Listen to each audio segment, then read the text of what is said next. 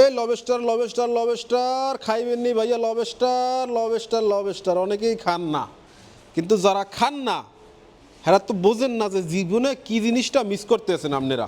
তো যে ভাই চেনে হে কিন্তু ঠিকই লবস্টারের অর্ডার দিয়ে লাইছে, দেখছেন একটা আর দুইটা না, 4 পিস। আর এই 4 পিস লবস্টারের ওয়েট কতটুকু জানেন? আন দেখি, দিলাম মিটারে, দেখেন এই মিটার কিন্তু জিরো রিডিং।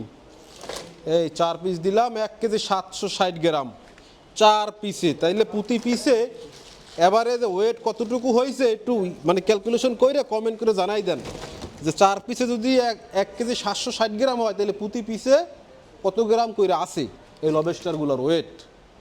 পার্সেল হবে, যাবে আমাদের একজন সম্মানিত কাস্টমারের ঠিকানায়।